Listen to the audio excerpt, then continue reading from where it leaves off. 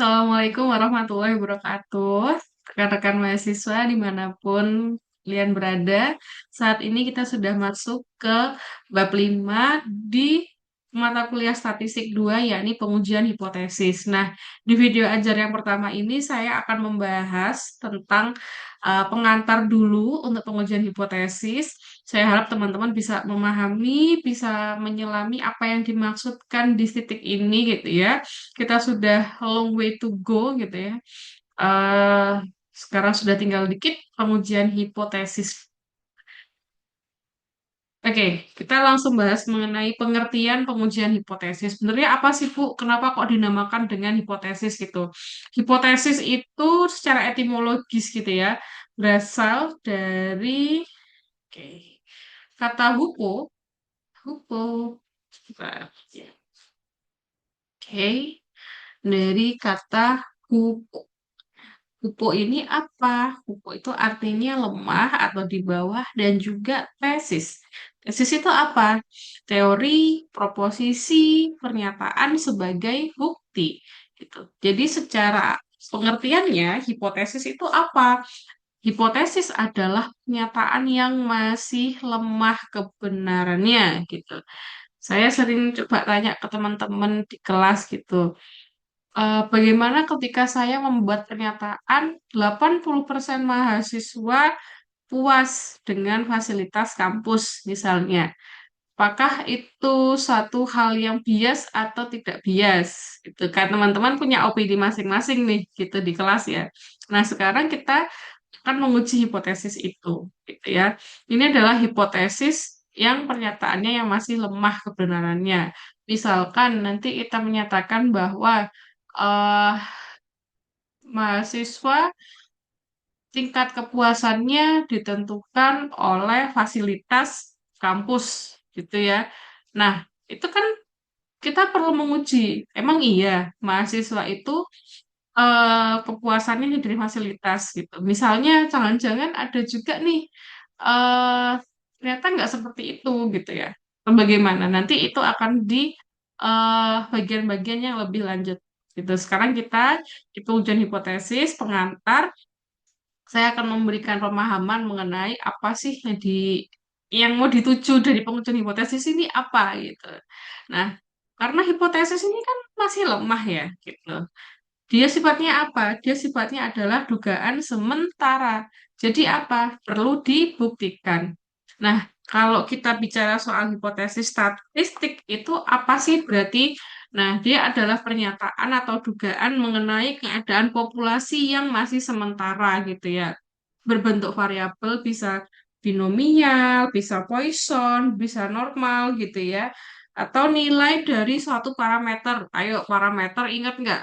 Di bukunya Iqbal parameter dilambangkan dengan apa? Saya nggak perlu mengingatkan lagi seharusnya, tapi teman-teman perlu ingat ini adalah dilambangkan dengan theta. Gitu. Kita kemarin sudah bahas toh, di pendugaan parameter ada rata-rata, ada varians, ada proporsi gitu ya. Nah, ada juga pengujian hipotesis. Apa itu pengujian hipotesis? Nah, ini lebih ke arah prosedurnya. Kalau kemarin kita bahas soal penduga. Ayo, penduga itu apa? Ada juga pendugaan itu apa? Nah, ini sudah di materi kemarin harus dipahami gitu ya. Nah, pengujian hipotesis itu apa? Prosedurnya. Prosedur yang menghasilkan keputusan menerima atau menolak hipotesis. Nah, mengandung ketidakpastian yang dinyatakan dalam probabilitas. Tujuannya apa? Ini adalah bagian terpenting dari statistik inferensi, gitu ya. Saya pengen teman-teman mencari sendiri apa arti inferensi. Mandiri ya. Oke. Ini menjadi dasar pembuatan keputusan dan pemecahan persoalan penelitian. Gitu. Nah, prosedur pengujian hipotesis. Saya ingatkan nanti di soal ETS ataupun di soal atau tugas yang mungkin akan datang atau apa, saya menekankan teman-teman harus melalui 5 tahap atau 5 langkah prosedural ini. Satu apa? Formulasi hipotesis. Kita menentukan H0 dan kita menentukan H1 atau HA.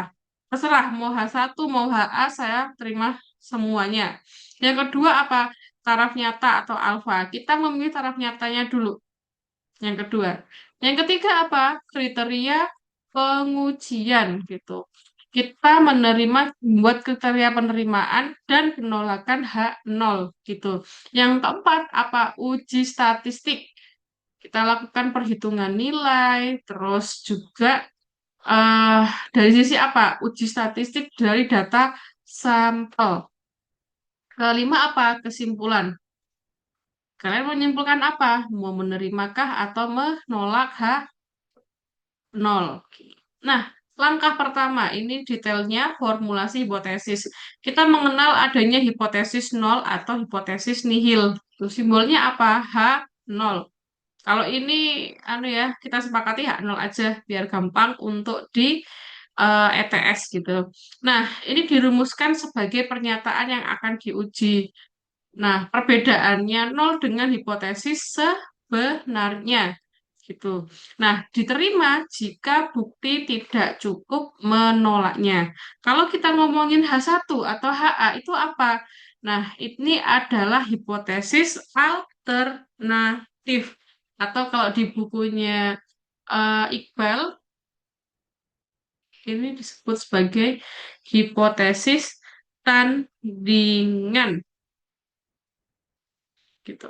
Nah, tiga kondisi H1 atau HA gitu. Kalau yang pertama adalah satu sisi kanan.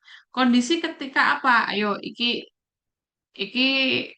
simbol apa ini? Ah, parameter gitu ya. Kalau sisi gitu ya, pengujian sisi atau arah kanan gitu kan. Nah, ini apa? Berarti H1 menyatakan bahwa harga parameter lebih besar dari harga yang dihipotesiskan. Ini kan nol, theta nol berarti apa? Yang dihipotesiskan. Gitu ya. Nah, kalau sisi kiri apa? H1 ketika theta ini kurang dari theta nol. Berarti maksudnya apa? Dia harga parameternya lebih kecil daripada harga yang dihipotesiskan. Makanya disebut pengujian satu sisi atau satu arah. Sama kayak ini satu arah. Tapi apa kaitannya? Ini adalah dari pengujian sisi atau arah kiri gitu. Nah, yang ketiga apa? Dua sisi. Ini menyatakan bahwa harga parameter tidak sama dengan harga yang dihipotesiskan gitu ya. Nah, pengujian ini disebut pengujian dua sisi atau dua arah gitu ya. Nah, pengujian sisi atau arah ini apa? Kanan dan kiri sekaligus gitu. Next, yang kedua ada yang namanya taraf nyata atau alfa gitu. Kemarin kita sudah juga bahas alfa itu apa dan lain-lain. Nah, di sini taraf nyata alfa ini adalah batas toleransi kesalahan dalam menerima hipotesis terhadap nilai parameter populasi gitu. Toleransi ini berapa sih kesalahannya menerima hipotesis gitu. Nah, ada 1%, 5%, dan 10%. Nah, ini adalah taraf nyata yang paling sering digunakan di penelitian-penelitian teman-teman. Kalau teman-teman nanti di kelas yang lebih tinggi lagi, semester yang lebih tinggi lagi, akan bahas mengenai ini gitu ya. Persentase 1%, 5%, dan 10% gitu. Variabel ini signifikan pada eh, taraf alfa 5% gitu. Nah, nanti ya, sabar, pelan-pelan kita gitu. Nah, selanjutnya ada yang ketiga, kriteria pengujian gitu. Kita akan apa? Membandingkan nilai uji statistik dengan nilai kritis atau alfa table gitu. Contohnya apa? Terima H0 atau tolak H0 gitu.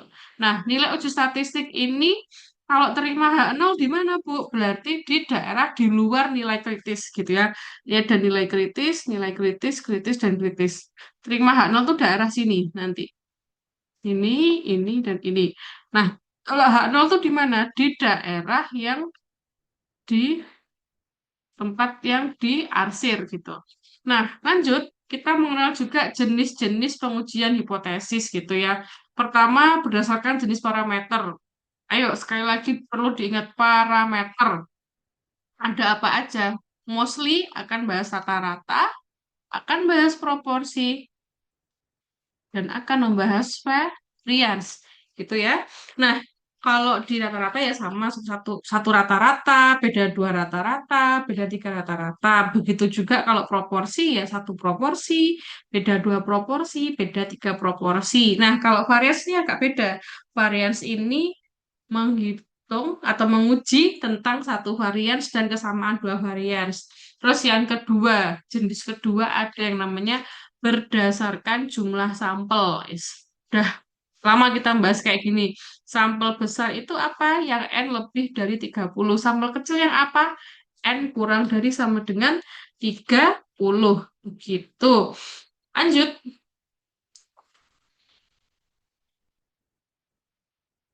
Oke. Kita tidak membahas yang ini tadi ya, 4 dan 5 akan lebih baik kita bahas nanti di next next video ajar gitu. Nah, di sini ada distribusi dan arah pengujian.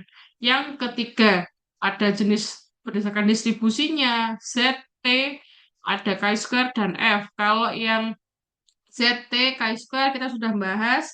Nah, kalau yang F nih, nah yang baru, beda tiga rata-rata. Dan juga untuk kesamaan variance gitu. Nah, ini berdasarkan arah bentuk itu atau formulasinya ada dua pihak, two tail, yang daerah tolak di kanan dan di kiri. Ada juga one tail, itu daerah tolak di kiri, ada juga daerah tolak di sisi kanan gitu ya. Keterangannya seperti ini. Silahkan teman-teman renungi, teman-teman pahami terkait ini. Nah, ringkasannya apa? Poin-poin kuncinya ada 6. Hipotesis itu apa? Langkah-langkahnya bagaimana? Bagaimana kita menerima H0, terus pengujiannya berjenis apa, sampelnya seperti apa, dan nanti daerah penolakannya seperti apa. Nah, ini yang akan kita bahas lebih lanjut di video ajar selanjutnya. Oke, sampai sini saya akhiri. Silahkan teman-teman pelajari dan teman-teman pahami. Gitu. Terima kasih.